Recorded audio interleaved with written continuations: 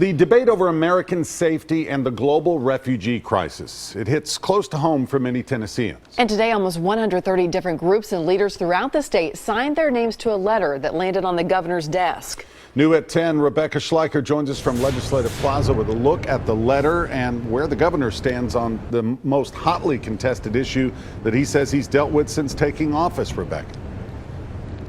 Well, Rory, Carey, it's just one of those issues it seems like just about everyone has a strong opinion about. And today, more than 100 leaders across Tennessee banded together to try to change the governor's stance on it.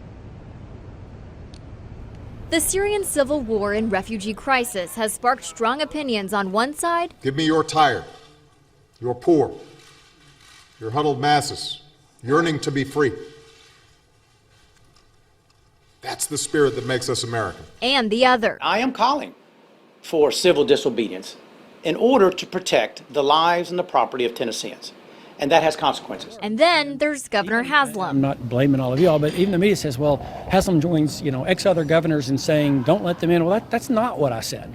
And I think it really does matter what we say and that we communicate that clearly. What he said was pause the program until the states can be more involved in the already lengthy vetting process. He wrote a letter to the president, and now 128 Tennessee groups and leaders want him to take it back. There is fear, and then there is hostility.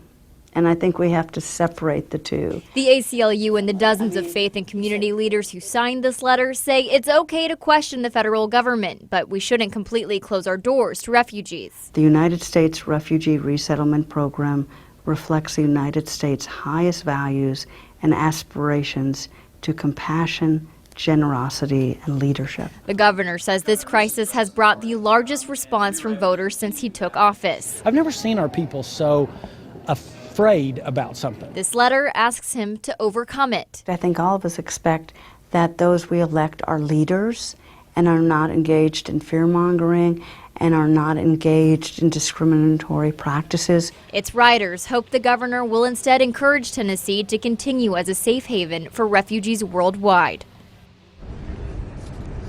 And more than 24 governors have stated publicly that they do not want to accept Syrian refugees right now. However, this is a federal issue coming from the federal government, which shows no sign of stopping the program anytime soon. Live at Legislative Plaza, Rebecca Schleicher, News Channel 5.